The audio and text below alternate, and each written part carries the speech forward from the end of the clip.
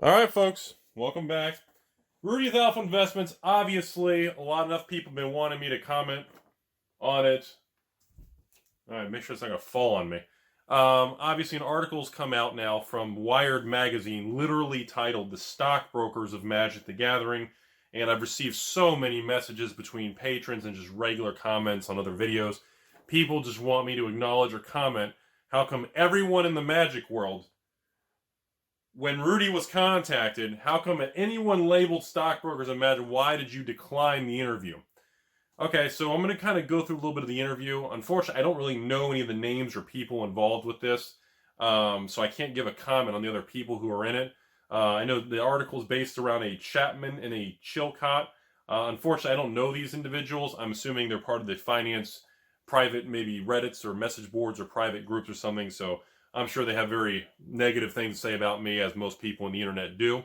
So, as far as the article goes, the article's come out, and it's from the magazine, Wired Magazine, and it's titled "The Stockbrokers of Magic: The Gathering, Play for Keeps," blah, blah. I'm going to go through it a little bit, give you my reaction, give you my opinion on why I declined it, and quite frankly, it looks like I made the right decision based on the article and how it was written and how just... not really has nothing to do with the people in the article, but I just didn't think the article was very well put together between the different topics, the way it jumps around, the way the writer tries to use these big fancy words. It just feels sloppy, doesn't feel polished to me. And again, that's why, it's 2020, and I still maintain a very firm, I do not do interviews, I do not appear in other channels, podcasts, any collaborations under any circumstance, no matter how much you love or hate me, I do not appear on anything, period. And that's been the year and a half, last almost 2 years now, kind of mindset I've had, and there's no plans to change that, period. So let's get into it. Relax, everybody. I'm going to kind of give you guys my opinion. We're going to read through some of the chunks of this article, and I chose a background here with nothing really interesting for you all to look at, so you can focus on the article instead of looking at any flashy stuff in the background here. So first things first, the article is based around a Chapman and a Chilcott talking about inside information that can make money when handled correctly, and they're specifically speaking to the new Pioneer format that came out, I guess it was 2019, last year, I think, which, again, Chapman and Chilcott in this, when they talk about that, they are correct. They're not lying. I believe these two gentlemen are pretty accurate, where if you have inside information, and you can front run. I used to make fun of that fruit running. So technically, these two gentlemen are correct based on that information. If you have the capital and the deep pockets, you can make money. Now, again, I don't know how rich or where these individuals are. I don't know anything about them, so I can't comment. But I can tell you, next chunk of the article, Magic cards are extraordinary collectibles that, and despite their pulpy fantasy art and idiosyncratic fandom, the author of the Wired Mag... What? They're pulpy... So Magic cards are extraordinary collectibles, in that, despite their pulpy fantasy art and idiosyncratic fandom, they're less akin to rare stamps and autographed baseball cards versus stocks and bonds. Who talks like that? Like, I know I'm a high school dropout and all this stuff, and I'm a loser, and everybody bet I'm like the totem pole to be bet. I get it, but what are you talking about? Pulpy fantasies and what? It just tells me how disconnected you are from the actual world of collectibles and how deep it goes and how much money is actually moved around in this. This tells me you don't have a clue what you're talking about. So, and then the next section is there are 572 Magic cards in the reserve list. Sounds about accurate. A catalog of cards that Wizards of the Coast promises to never be reprinted. On that list is the famous Black Lotus. One sold recently for $166,000. And see, Magic is not defined because one auction with a couple people bid it up to $166,000 before it came all the way back down in 2020 Corona crash. That always annoys me. I get that it's like it brings attention to the hobby when you have like a card or something have a nice big uptick and it makes really wealthy Wall Street people go, oh wow, look, there's big money moving in Magic. But I don't know. I don't think one auction, no matter how high or low it goes, really reflects 10 million Magic people and the billion-dollar industry that's Magic cards. Magic is a billion-dollar market cap, at least in my opinion. It just, I don't know, that's kind of silly to me. There's always been some concepts of cards, monetary value in Magic, whether based on in-game power or out-of-game novelty.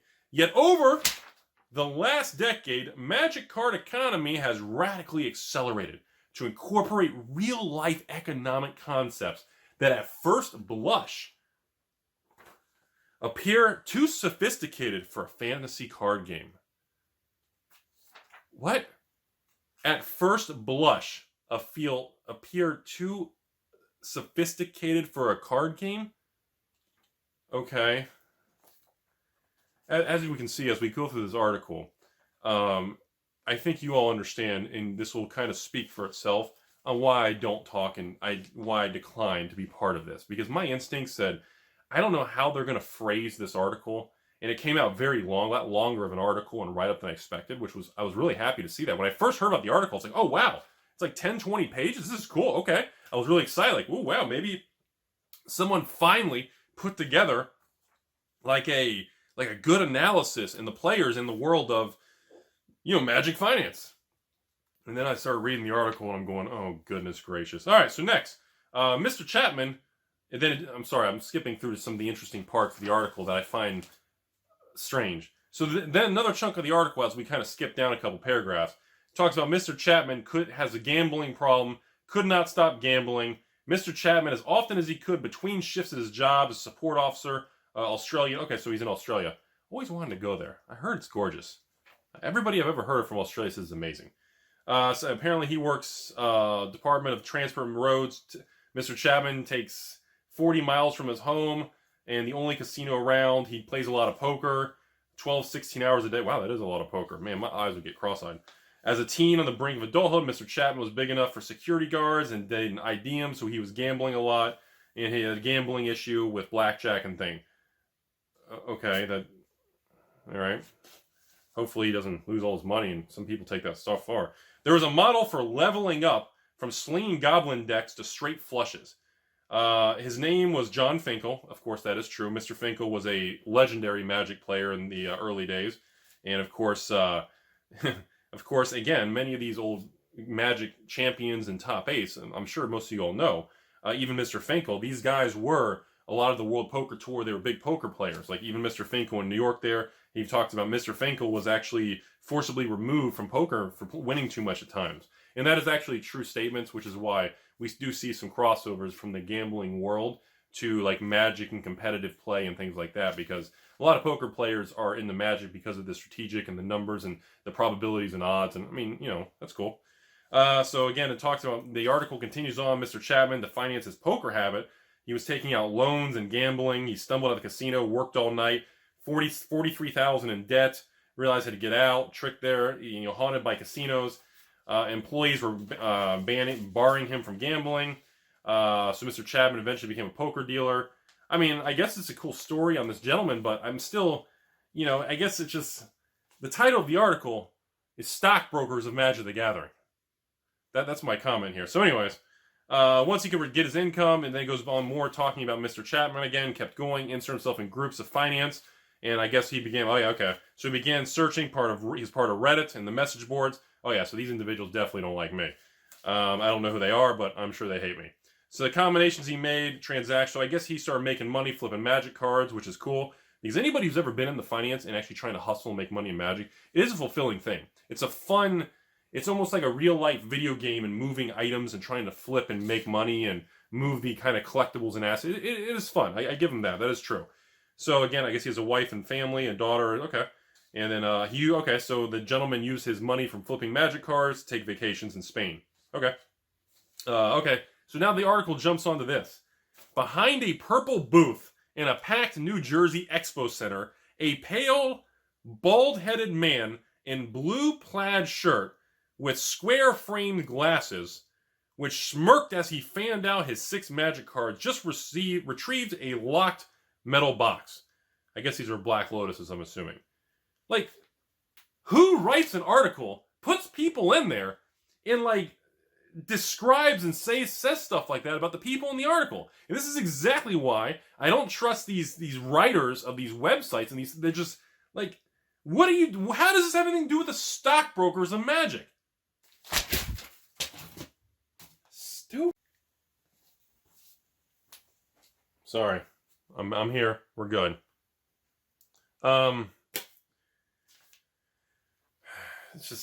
It just reminded me years ago when there was another article in like I think it was like a Bloomberg or Business Journal. There was something similar to this, and this next paragraph reminds me of that. It's a lot of rich 30-year-old single guys as the clientele. This is what they do with their time. They don't have any other investments or any other vices. It's just the game. That is the most just summarizing, incorrect way to make a demo, saying they're just 30-year-old single dudes that don't have anything else. They have no investments, they don't have anything. Like, to generalize anything, like to group people together like that, I don't even want to say the word on YouTube, it'll probably demonetize me. To group any group of people together and to assume they're all either single or poor or have no assets or they're losers or any form of just generalizing is a dangerous way to go. And that's ridiculous. That's just, and I mean, yeah, there are guys in their 30s, and I'm sure some of them are single, and I'm sure some of them don't have much that enjoy Magic. But to take the entire pool of all ages, groups, races, young, old, men, women, and just assume everybody has nothing except their Magic cards, it is just, again, terribly written. Terribly written. And I'm glad I declined this article, because I can make this video now just saying, like I said, it just, anyways, let's move on a little bit. The market for certain Magic cards has become so robust that investors are looking toward it as a viable alternative to more volatile commodities. In 2017, after Bitcoin's major spike, cryptocurrencies were looking for a way to cash out and begin noticing the market where some of this writing is terrible. So in other words, Bitcoin spiked, people were looking to cash out and move money from Bitcoin into Magic. That is a fact. This is true information. That is actually accurate information. And there's even an example here with ABU Games, with the owner of ABU Games there, Gabriel Wilson. Very nice guy. Met him a couple times. Very good dude. Nothing negative to say about ABU or him. But it is true. And then it goes on to quote Rudy a little bit. So then it just, some of this, I don't even... So as they said in the 80s, when Depeche Mode made a song, Everything Counts in Large Amounts, says Rudy, who runs the finance channel. I have said that before. Big Depeche Mode fan. You only use first, Magic cards are unregistered assets. That is true. You don't put your social security number on the back of a Magic card. And when they're paid for in Bitcoin, it creates a difficult trail. That is true. I don't remember saying it's dark money or black magic, if you will. Maybe I said that a long time ago. I just don't remember that. That's kind of... I don't remember saying Magic cards are like black magic. I don't remember saying that, but let's assume I did. Maybe I have 1,500 videos. I'm just going to assume I did. In this video, Rudy argues a combination of wizards reprinting old cards and the U.S. government's desire to tax citizens and regulate pushes people to Magic and outside markets and reserve lists. That is actually true. The more, anytime, I've talked about many times on the channel, whenever you have any form of intervention between government entities or any form of corporations or regulation, new laws, trying to clamp down any of this stuff, whenever any of these things do take place, money always finds the path of least resistance. We've talked about that many times. If a government entity imposes a new rule for ABC, it's like water. Money, when you pour water, it's always going to take the path of least resistance, and it's going to usually go around the obstacle. So that is true information there. Other than that, we continue on a little bit. Rudy argues a combination. Anyway, sorry, I already read that. So I like this. With Rudy with unruly hair against the background of his bookcase stacked with books and Magic paraphernalia, Rudy claims to have graduated from business school and worked at a brokerage firm, although he declined to be interviewed for the article. I've never had a real job. I dropped out of middle school, and I own 1/1000th of a Taco Bell on the corner, but I do work the drive-thru every Wednesday night on the 32nd day of the year. All right, so next the article goes on. Peter, some guy, writer with mtgstocks.com. I do like that website. Good website, Peter. Create a small portfolio of Magic cards, dates, and okay, so Peter's been tracking the price of Magic cards since the virus we're not allowed to say on YouTube, and he noticed with everything declining in the market, his portfolio of Magic cards has not dropped as much. I believe that to be accurate because I know at the lows of the stock market, the average indices were down like 30%, with individual stocks being down as much as 80-90%. If you were in the mortgage REITs, the energy sector, or obviously, cruise lines or hospitality industry. So technically, Magic, many of the cards did hold up a lot better. Although his portfolio is saying he's only down 1%. Personally, if I had to take a guess, I would say Magic as a whole, even right now, I would say still Magic is probably, depending on the metric you use, because again, if you're using new Pioneer cards or standard cards, many of those cards are flat or slightly positive, or maybe they are down 1%. The only single cards I follow are obviously going to be Reserve List for 93, 94, or some sort of ABU 4 Horseman set, or maybe some sort of Legacy EDH staple from an Urza's era that is still Reserve List card. Overall, those are the metrics I follow, and as a whole, he may be right, though, for maybe the last 2 months, maybe not much of a drop, but since the peak, is which I've been following since 2018, 2019, Reserve List cards from the tippy top, in my opinions, I still hold firm that they are down between 30 and 50%, depending on the card and the metric you want to use. If you want to use your fancy $160,000 Black Lotus, or if you just want to use Drop of Honey, or Arabian Nights getting clobbered, my favorite set, getting wrecked because nobody wants it but me, or just Revives Dual Lands, which people were buy listing for, stores were buying them for $800, and now the buy list is $300, which is down over 50%. It depends on the metric you want to use. But if he's only down a little bit, I'm going to assume it's probably not going to be Reserve List tracked. Anyways, moving forward, now this is a section I don't fully agree with, but again, it's okay to disagree. The article, I guess I'm assuming this is still from MTG Stocks Peter, saying, we don't see people panicking and selling their collections. I believe it's a matter of time, and could be until the end of the month when people need their money. So he's saying, as of the writing of this article, actually, you know what? They probably wrote and interviewed him way before this got worse. So that may be accurate, because a few months, 3-4 months ago, the number of people selling versus the last 30 days, that is a big difference. So actually, before I comment, I think he may be correct on that. So overall, again, the article it just jumps around. Like the people in the article with MTG Stocks and the Chapman, Chilcott people, like none of these, I don't see anything really bad or anything negative about the individuals, but the article is just poorly written. I just feel like it jumps around in different things where the writer didn't really follow or talk about the ebb and flow of the Magic, like the lifeblood of the, I don't know, it's just my opinion.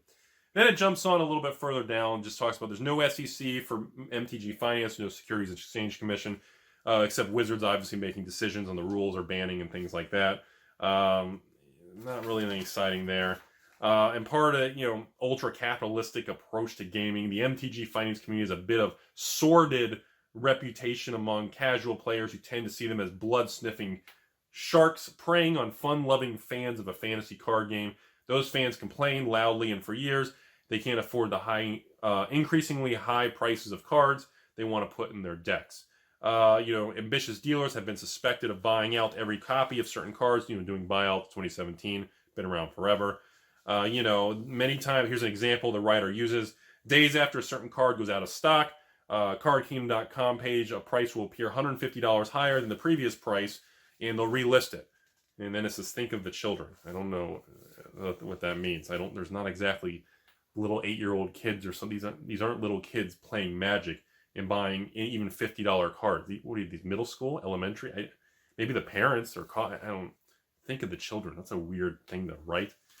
Many of those who don't speculate on cards view those as being bad for the game. As far as hurting them personally, sorry about that. This is quoted from saying the longtime seller Dan Bach. Very nice guy, by the way. That is actually somebody I have met there. And that is true. This information is all accurate. There's always will be, there always has been a huge divide between individuals who really don't like MTG Finance and the stores, the people like me, the distributors, and of course the traders or backpack traders. There's always going to be that disconnect between the other individuals who want everything to be almost free, or a card should be only as high as $1 a piece, or there's always going to be that argument. It's an unsolvable equation. It is what it is. We've made so many videos on that topic. There's no point in really going over it, everybody.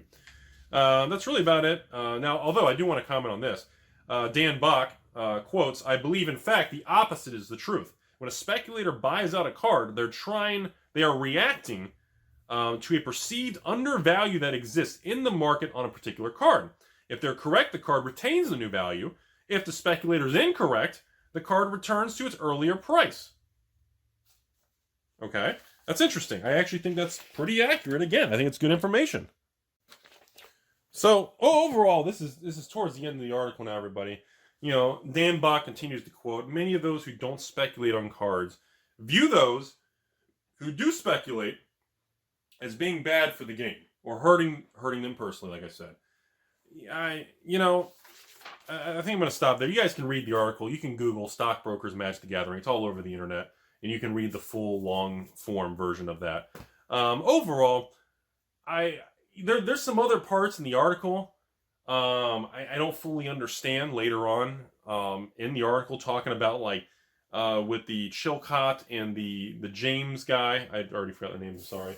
The Chapman and the Chapman talking about some private group with $10,000 in boxes and that money, and people got hosed, and then they're trying to do the right thing and pay them back. I don't know about any of that stuff. I can't comment. I've never heard of it, and it's part of some private group I'm not a part of, so I'm not going to comment on that. A lot of people were asking me regarding some sort of private group with this $10,000 and everybody bought, and there's disputes, and then other people now, I guess one of the parties is just trying to do the right thing and pay people back. I don't know anything about that, so I can't. But the point is, the article, again, is titled, The Stockbrokers of Magic the Gathering Play for Keeps. I don't know anybody who's playing ante or for keeps. I really do. I just think the article is really poorly written, and it reemphasizes why I feel I did the right thing by not being a part of it, because quite frankly, I kind of think it's a garbage article. Not for the people involved with it, but I just think the writer did a crappy job. Didn't capture kind of really what Magic was about, the finance, the money involved, the distributors, the sets, the sealed product, the reserve list, the boom and bust 2017, the economy behind it, some of the people involved that are really like make me look like a poor homeless person. Like, there are just massive forces involved at distributors and store levels, and some really wealthy private investors that have, net worths and numbers that are extraordinarily high that are involved with this stuff. And I didn't see any of that stuff in there. And people who, I don't see anything really that really captured kind of the tone of the title and the feel of it, how I thought the article would go. And focusing on the two gentlemen and about just the front-running pioneer, and then some other thing where there was some scam of $10,000, they're trying to make it right. I don't understand how taking that as an example and putting in this article representing Wall Street and stockbrokers it doesn't reflect the whole thing. And I thought it was kind of a rough mismatch. So that was kind of my opinion on it.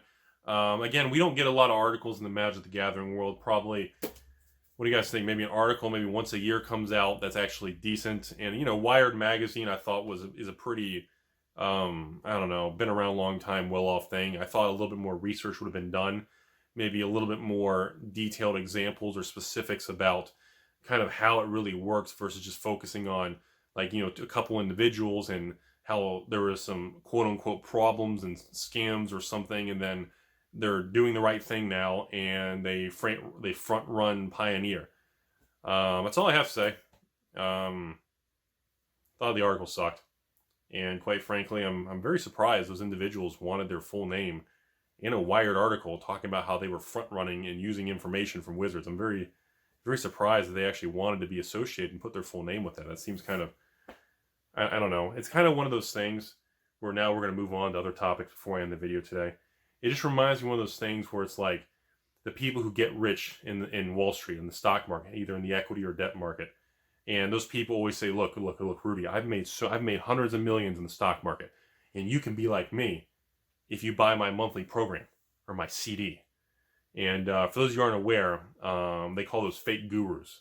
It's actually an internet slang term nowadays where anybody who claims to make so much money, they sell you on a monthly CD or program. And there's a couple YouTube channels that have been getting very popular in the fake guru series. You can Google fake guru on YouTube. There's a bunch of interesting things I encourage everybody to read and actually research, because I think it actually contains a lot more interesting and information you can learn from. Because always remember, at the end of the day, everybody, if I ever figured out a way to make unlimited money in the stock market, or a tried and true system that worked, buying and selling stocks or day trading, you think I would tell anybody about it? You think if anybody out there figured out a way to do option tradings with puts, calls, little straddle strangles, doing all these little fancy things, you know, box spreads. You know who you are, Wall Street bets. You know, do you think if anybody really cracked the code to make unlimited free money, free tendies, to do that kind of thing, you really think they're going to share it online? I'm going to tell you, hey, give me $100. I'm going to give you the secret to making millions. It doesn't work that way, everybody. The real world doesn't. And Magic is no different. And trying to get rich in the stock market is no different. It's the same reason I tell everybody the same thing.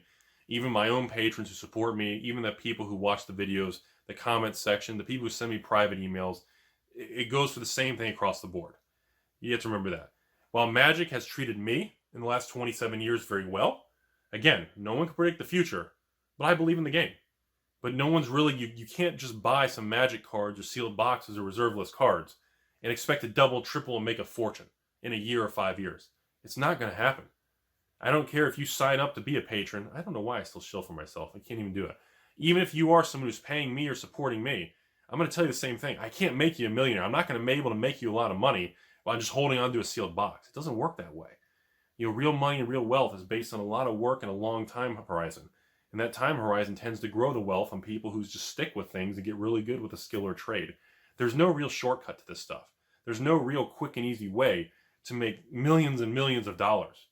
You know, most people who are very successful, it's a result of usually 10, 20, 30, 40 years of building or working crazy schedules or sacrificing time and recreation to build something big. You know, I mean, that's kind of the direction I went. You know, you guys, this channel is a result, remember that, of 10 to 20 years of nonstop hustling and working and long hours. And that's really how it works.